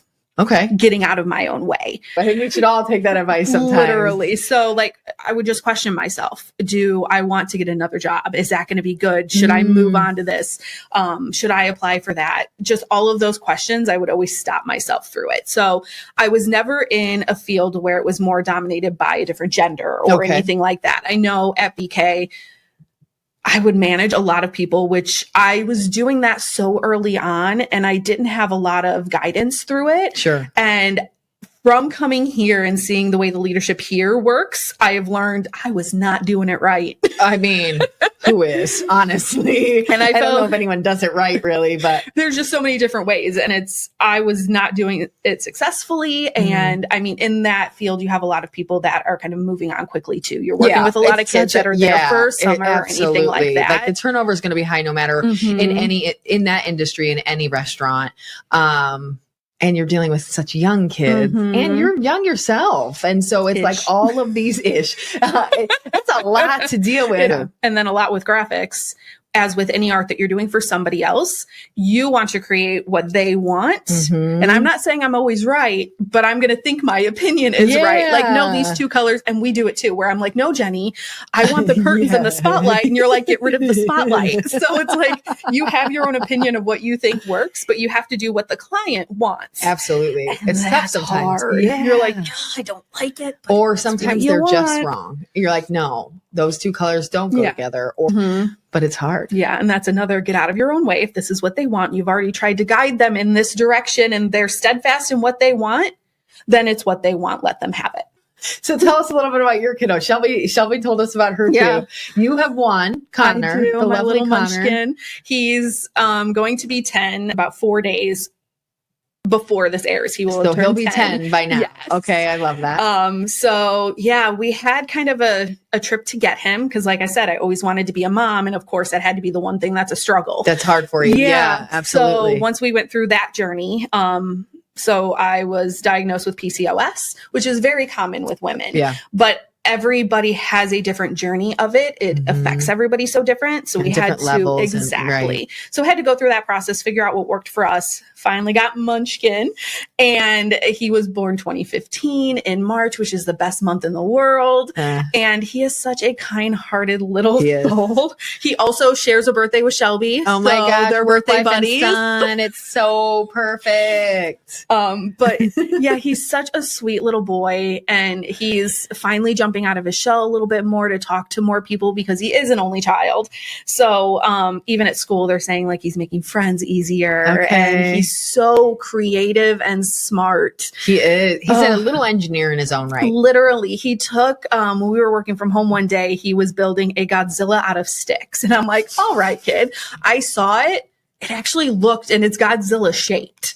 Yeah. And he's like, I just saw it in my head and made it. And I was like, I see a lot of things in my head and they don't come out looking like they're supposed to. Absolutely. And it's wooden sticks, tape, and cardboard. Like, how cool is that? He is so creative, and I love to see his little mind work and just think of these things. Like, and you mentioned early on about, really wanting to leave the BK world because you wanted that time with your family. And how do you ensure that now? Obviously the work life is a little bit less crazy, it sounds like, but we've gone through some rough times here at Life together where it's, Cammie, you're covering this and I'm covering that, and someone called off and we're both working on Sunday or Saturday or Friday night or Thursday night but Tuesday too. Crazy times. And how have you kind of kept sane through that, but also created some of that balance for yourself? So the keeping sane part is I always kind of go to something that Chris taught me.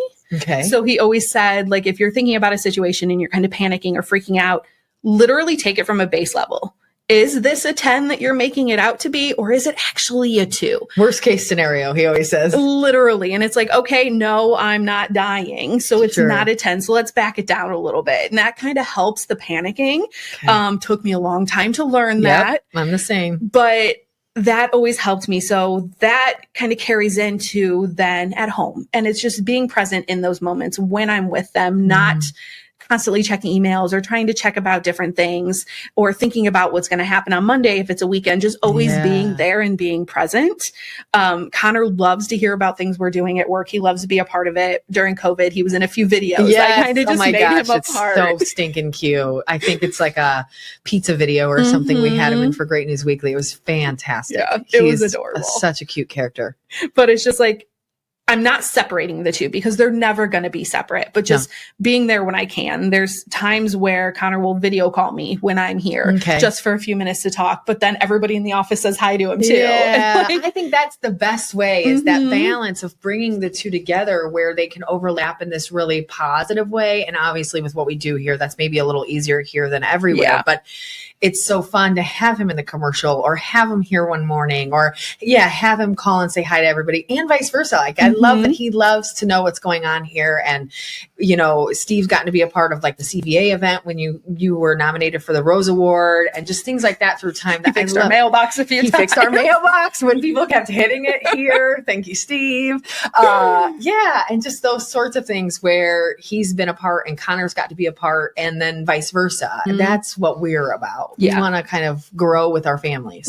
Yeah, because you can't really separate them. You're always doing one or the other and just being able to merge them a little bit. Yeah, it definitely helps. It's almost like we know that's going to happen. Let's embrace it and use it. Like, gosh, we'd be millionaires if we kept Connor on the camera. Literally. We should probably do that. Let's get him back. Get all the kids back. Life for kids. That's it.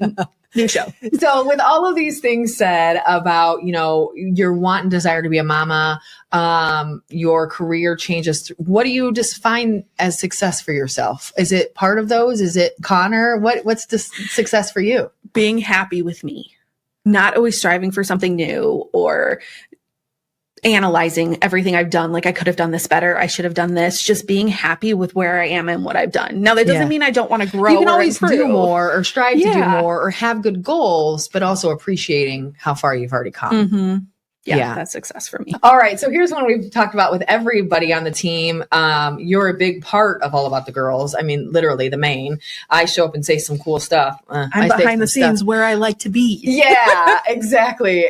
And I love it so much because you really do. You plan that event, obviously with plenty of help from your work wife, Shelby, and everybody else, but you have made that event successful through the years. You've candidly helped with this podcast through the year. Like this podcast is still here because Cammie has helped me make sure it is. So for this year's Dear Me, what is some advice that you would give to a younger self? I was thinking about this earlier because, of course, I've been sitting down here through all of them. She's literally producing at the same time. It's no big deal. And mine is just live your life for you. I always was thinking about what do my parents want me to do? What would Steve want me to do? Are they happy with what I'm doing? Stop thinking about that. Do what you want to do. I went into college for radiography. My parents suggested it. I am not a medical type person. It doesn't make sense, but it's what they wanted. And by their suggestion, I was like, okay, they'll be happy with this. I'll do it. And I have done that through my whole life. And it's just something that I still have to remind myself of that you're doing this for you. Yeah. Stop thinking about what makes somebody else happy. What makes you happy? Yeah. Well, and it's like, I'm happy where I am today and where everything has led me. But I think even just that mindset would be a good change. Yeah. And like you said, it might not be perfect, but slowly try to switch that to where you're giving yourself a little grace. Yes. Great advice. Great advice. What are 3 words that you would use to describe yourself? I'm stubborn. I don't disagree. See, that's not a bad thing. But the other side of it is I'm also passionate. Yeah. And that's when the stubborn happens, is when you're passionate about something. But it's a good side of it. Yeah. But then I'm also caring. So absolutely. I think that Absolutely. works. And what do you hope that other women take away from hearing your story on the podcast? Just to know that to be happy with whatever you're doing. Like, don't let those people judge you for wanting or not wanting kids, or for being in the career that you are or not wanting a career. Just be happy with what you're doing and be confident with what you're doing. Well said. Confidence is a big one. Yeah. I don't know how to grow that in people, but and I think sometimes you got to fake it a little bit, right? Yeah. Like, just go out there. Aubrey said earlier, you're going to be terrified, do it anyway. And I think she's absolutely right, because that's what builds the confidence, but you can't get it until you do something a little scary. I definitely think, yes, absolutely.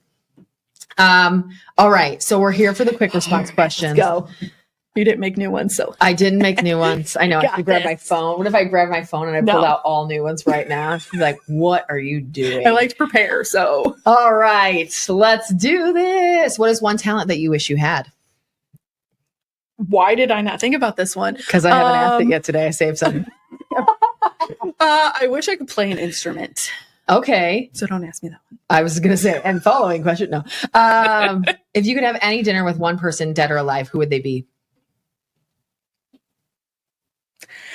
Spencer Charnas. Okay, for people that I know who that is, but who is he for those that don't know? He is the lead singer of my favorite band. My husband loves him too, so I'm okay with this. The band Ice Nine Kills.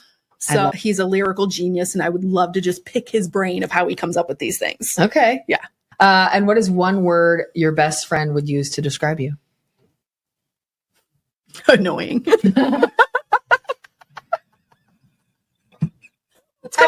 Everybody in this room could say the same thing, so that's quite fine. I like that. I mean, everyone is at some point, especially to your best friend. Like, they're annoyed.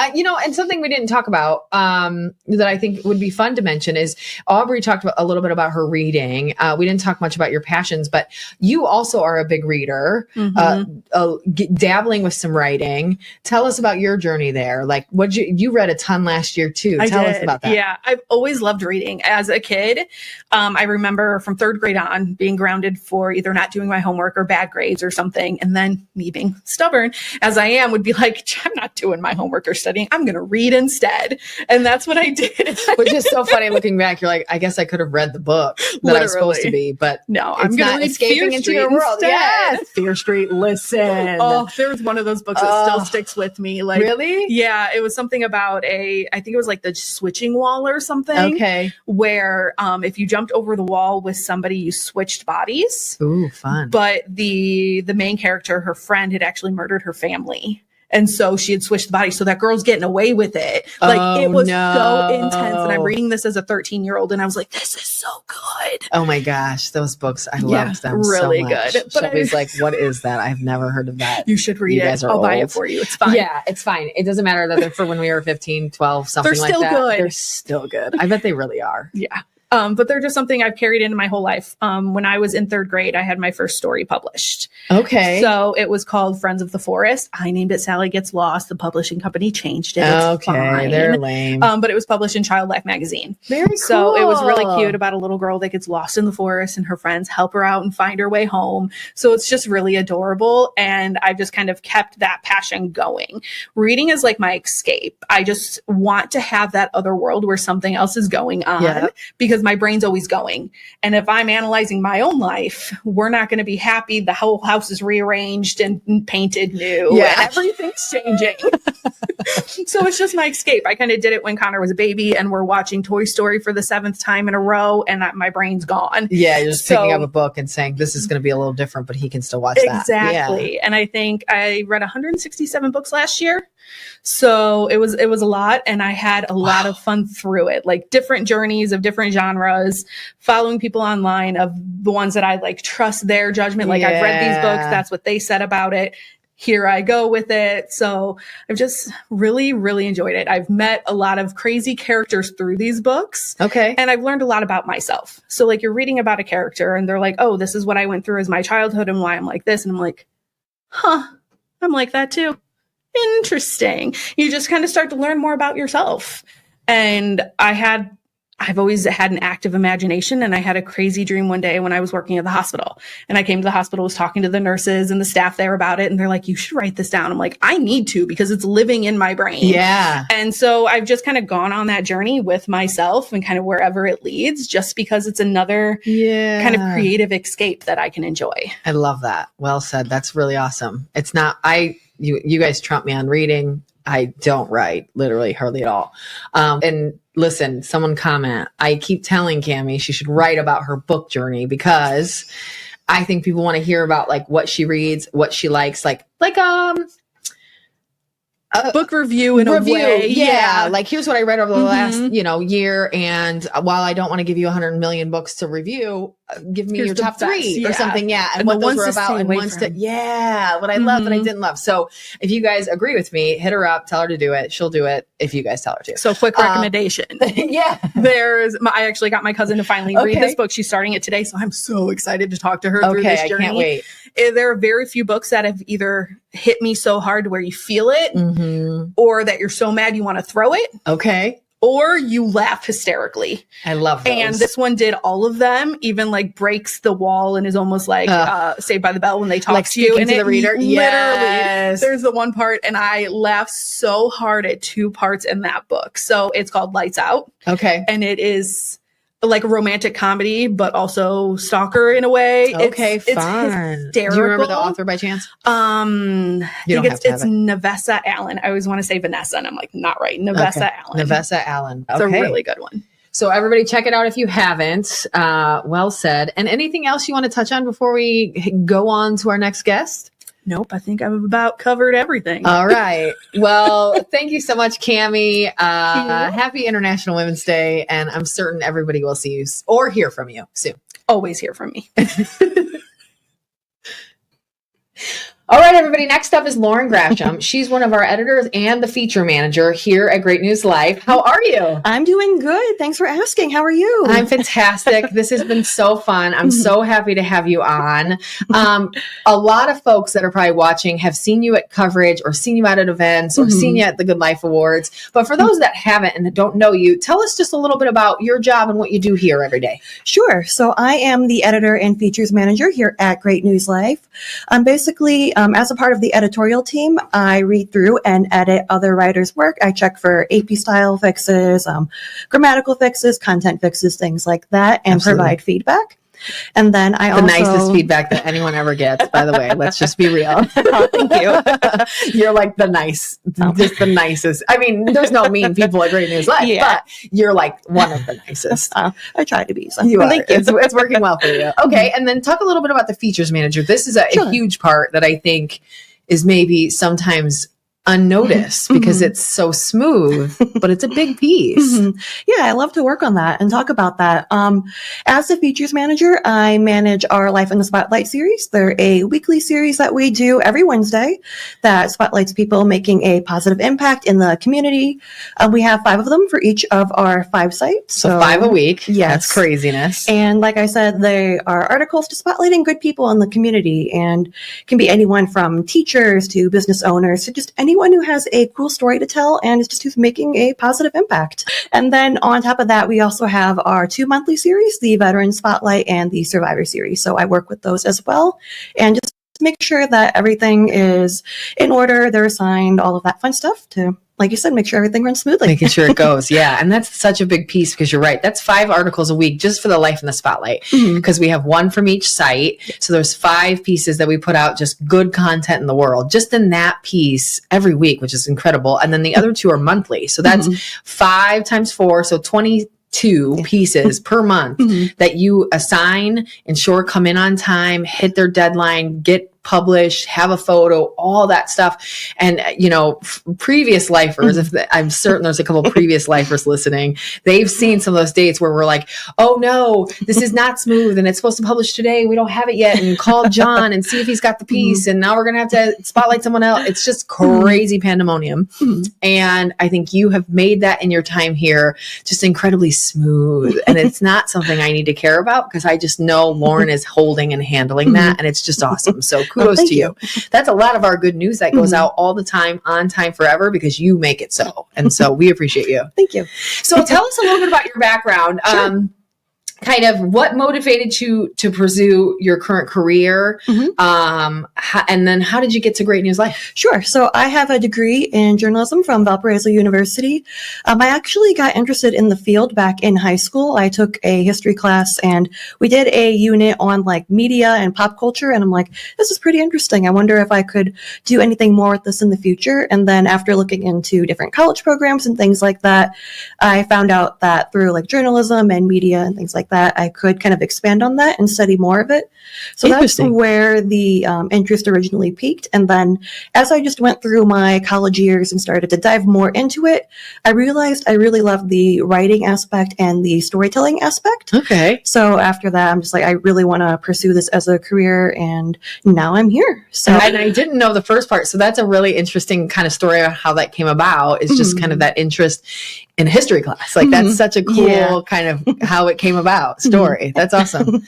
And looking at sort of, I love that story for that reason. Like looking at, okay, this came about back then. So as you're kind of discovering yourself and what you want to do, and that's usually the time in which we do those sorts of things. But for a lot of people, it doesn't stay true, right? Like I'm not currently using what I went to college for day to day. Well, technically I do use it a lot, but not technically within my title. What you imagined. Yeah, it's very different. Exactly. And so I love that you actually, that is the same for you still. And I think, I hope you still love it. Oh, absolutely. Okay, good. So tell me a little bit about how you define success. And I think that ties in because maybe that's a point is I did get to figure it out young and it did stay true throughout time. But both in that career path and probably in some of your personal life, how do you look at that and define what success is for you? On top of all of this, I also like to make a positive impact in people's lives. So just knowing I could make that change or have that effect on people, that's one of the biggest motivators that keeps me going. And that's really smart. Yeah. All of that. And then I also just like to try and be a better person than I was the day before. So just anything I can do to help just build upon myself. And if I can make any improvements personally, then if you I would just say that's a pretty good day for grow me. As a person in your eyes, that's really successful. That's really intelligent. Yeah. That's an emotional, intelligent response. So it's just tough to go through those processes and remember and remind yourself all the time, like, this is what I wanted and now I have it and I like it. And a lot of people wouldn't stop to appreciate that, but it sounds like you already see that. And that's a really big thing. Trying to do the best I can. So. Yeah. Really well done. And tell us a little bit about your college experience. How did you get here today? Like, how did you get to where you are today? You knew you liked it in high school. You applied here. And of course, we saw that background and said, oh man, she's from VU. She's a writer on the Torch. She's all of these wonderful things that we've seen be so successful here, which was obviously very true. How did you get to that point? Yeah. So like you just mentioned, I was on the Torch, which is Valparaiso University student-run newspaper. Yeah. And through that, I got to try out a few different departments there and really liked learning how to just write people's stories and feature them and just tell them through journalism. And I realized I wanted that in a career. So I saw this opportunity was open and I applied. Awesome. And were you still at VU when you applied here, or were you just recently graduated? I was out of college. I had another position before this, but it wasn't 100% lined up with what I was doing at VU. I saw this was, and I'm like, you know what, maybe I should look into that. And we have found, shout out to the Torch and VU as a whole, there is so many incredible people that have come to us from the Torch, you being one. That's just so, you guys are strong. Tell me a little bit about the time of the Torch. Is that like, they are creating really strong journalists and folks in media as a whole. Is it really hard? Is it like, you're working a zillion hours. Like, tell us about that, because they're creating great people, but it can't be easy, I would assume. It was a mix of both being fun and challenging when I first started out. I'm more of an introverted, quiet person. So I think the biggest challenge there was just learning to put myself out there and just learn how to go ahead and like coordinate interviews with people and just talk to people and all of that. The Torch was a weekly publication. So every Thursday night we would get together and put together a print version, and then the stories there would be online. So it was a mix of both print and digital. Weekly, that's got to be a little scary though, because those are tight deadlines.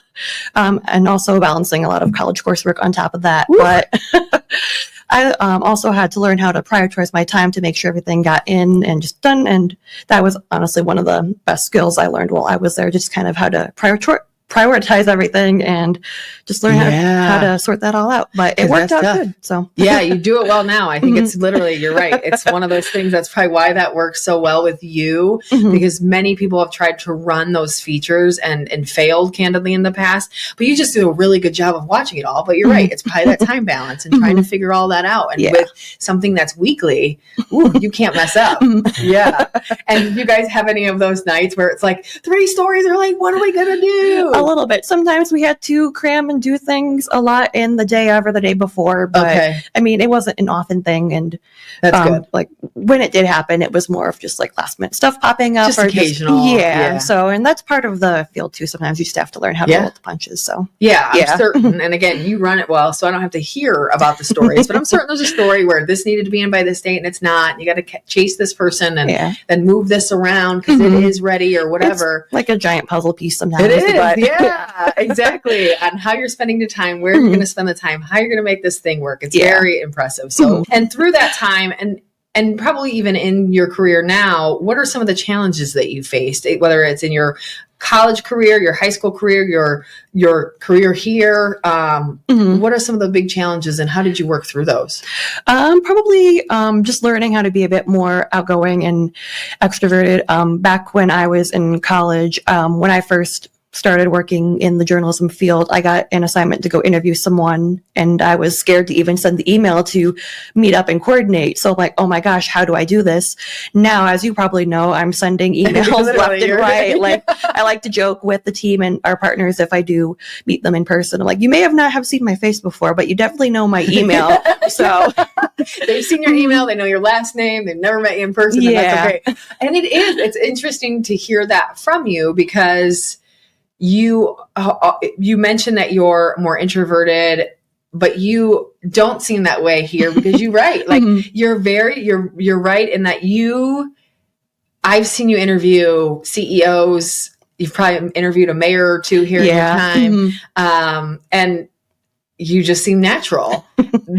How did you adjust that in yourself through time? Is it practice? Is there a mantra you have? Is there some way you talk yourself down? Because that's an anxious moment for a lot of people. I remember the first time I've had to talk to a mayor, right? Cammie remembers when she used to have to call the mayors and it would give her a full-on like ulcer for the week. Those are hard. How do you think you kind of got through some of those tougher times and now made it easier now? Yeah. Well, practice definitely helped. The more I did it, the more I got into the swing of it and just learned how to get everything in order and things like that. I also have to remind myself that just the people I talk to, they're human too. It's not like even if it is a mayor or just a person higher up on the ladder, they're human too. They're just like me and all of that. So just kind of reminding myself that it's just another normal conversation. It's nothing. It's just another day. They're not going to yell at you usually. They're not mad. They almost always answer, all of those things. But it's just the unknown is there. And you go in saying, well, the unknown is I don't know how the interview is going to go. I don't know that it's going to go well. I don't know they're going to answer the call. But with enough practice, you probably realize, all of those things could happen and we'll be okay. Yep, we'll be okay. I know how to deal with it. Everything will work out in the end. Aubrey mentioned when we talked a little bit about like, yes, you might be terrified, and that's also okay, because the more you go in terrified, the less terrified you are. And those kind of, one comes down and your confidence goes up and you find a balance. Yeah, exactly. I love that. And tell us about some of your personal life and passions and for here, and I can only imagine at the Torch, at VU, and now we're a lot to handle as a company. You're managing all of these features while doing your job as an editor. Those are a ton of things. How do you balance that here, or in the college setting, but also how do you balance that with regular life stuff? And what do you like to do in that regular life? And how do you find time to do both? Sure. Well, as an editor, I also like to read. So I'm very big into books and all of that. So it kind of lines up there. Keep track? We had some numbers tossed out earlier. How many did you read in 24? Do you know? Oh gosh, I don't have that number off the top of my head. Okay, you don't have to. But I do enjoy that. I also, when I can, when the weather gets nice, I like just going outside, taking walks around neighborhood and just local parks when I can. So absolutely, just trying to get outside if possible. Yeah, I think for me that calms my brain a lot. Yes. Like just even if I have a podcast in or I just walk in silence, either way, it's a good stress reliever. It is. My steps are my sanity, I think. That's good. And do you have a favorite park? Is there somewhere you do that often, or are you just wherever's good? I like Coffee Creek, I believe the name is, in Chesterton. That's one of my faves too. Yeah, it's pretty out there. It is beautiful. I love that one. Yeah. And burnout or doubt? Like, were there times in that career choice and going through school or the torch where you had some burnout? I mean, college, I feel like is burnout. Yeah. And then similarly, the doubt. Has there ever been a point where you doubted that this would work? I mean, you had it set so early, but was there doubt along that path? Yeah, I think sometimes even if you have the career path set when you're younger, sometimes there's still the doubt, like, is this going to work out? Am I meant for this? Things like that. But as I kept going, I realized I love the field and I knew that this is what I was meant to do. I tried a few things out, like there was a little bit of classes I took on the production side and things like that. I realized that wasn't 100% for me, but I like the storytelling and the writing part of it. Okay. So I'm like, maybe I do have at least a good idea of where I want to go. And okay. So maybe a little doubt, but not enough that ever hindered you really. That's good. I think that's the best thing we as women can do is continue to push through even moments of doubt, because we see it here a lot. 1 week can change that opinion, right? It's not a yearly thing. Doesn't take 10, sometimes a week or a day, or can really change the opinion of the doubt or the confidence you have in anything. And it can be 100 different factors, whether it's, your boss told you did really great today, or this piece did really well on social media, or you felt really good about the article that came out, or the person that you interviewed was really grateful for the content. All that stuff, I think, helps build that confidence. And how do we oftentimes will let folks or little things kick us where that one negative thing gave us 10% doubt, but the 10 good things gave us 1% confidence. And how do we, kick some of that out of the door? Because we shouldn't have to do that anymore. But it's innate in us, I think, sometimes. And definitely hearing like the positive feedback and things like that, it helps keep me going too, because it's like, oh, hey, people are actually reading and liking what I'm doing. So I must be doing something right. Exactly. Yes. And that's sometimes the good part about the good news is no one's calling us yelling about the content that we wrote about them, because it's good content and it's never fake content. It's just the good content. We're not going to pursue any of the bad stuff. Yeah. It's very nice. And what keeps you motivated day after day? I would say the people in my life, my family. They've done so much to help me get to where I am today. I want to just give back and just show them how thankful I am for all they've done, all the work my parents have put in to help me get to where I am and help me reach my goals and go through school and all of that. So I'm extremely appreciative of everything my family and my friends have done to help me out as a person. Do you have siblings, or are you an only child? I forget for some reason. Weird answer, a little bit of both. Okay, that's maybe that's why I couldn't remember. I was like, because there's a big age gap, correct? Yes, I have 2 half sisters, but they are about twice my age. Okay, so they're older than you. Yeah. So probably were out on their own, I would assume. Yeah, they were a little bit younger than I am now when I came along. So I can only imagine what it was like for them at that age to say, hey, you're getting another sibling. And then I like to joke that I'm an only child because, like you said, they were grown and out of the house by the time I came around. You had the run of the household. Yeah, I basically lived like an only child, but I really am not. It's an interesting situation. Okay. And now that everybody's kind of grown, obviously growing up, you're not that close because they're out doing their own thing. Now that you guys are all adults, do you have good relationships with those folks? Yeah, I would say I do. Okay. And on top of having the half sisters, I also have nieces, their children. Yay! So I'm pretty close with them too. Some of them live a bit closer than the others. So the ones who live closer, I see them and a little bit more often than the ones who live farther away, but it's still a good relationship.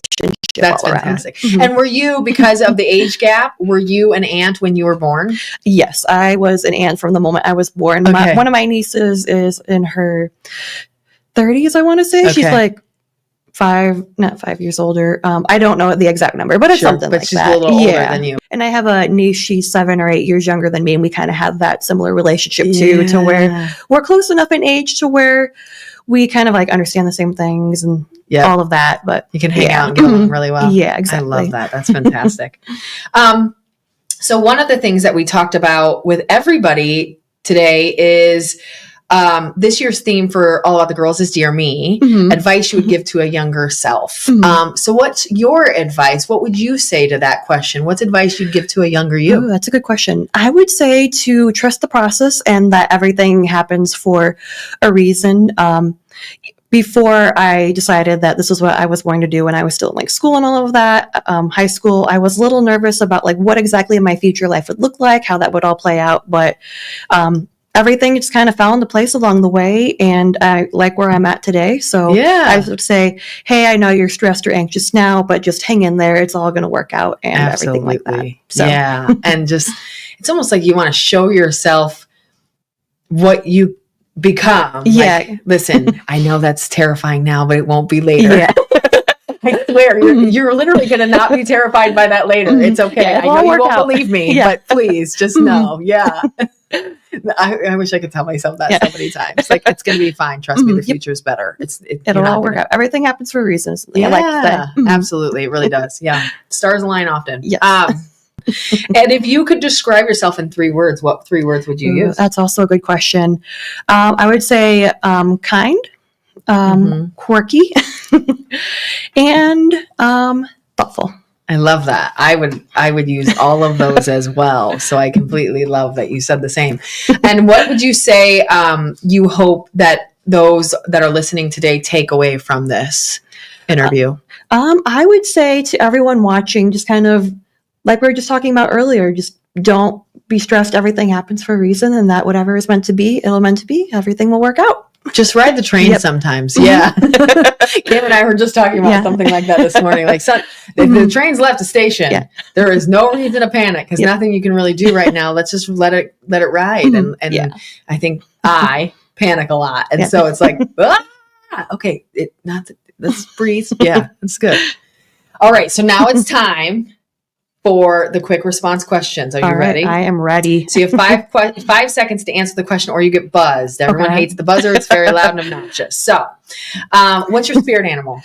Ooh, I would probably say a cat. Cat. I love it. Are you snobby like a cat? Not snobby, more along the lines of like the quiet personality, but that quirky personality. Yeah. I like that. Yeah. You give good jabs, you give good jokes. Usually the jabs are at yourself, but you are funny. You got the jokes, you got I love that. What's one talent that you wish you had?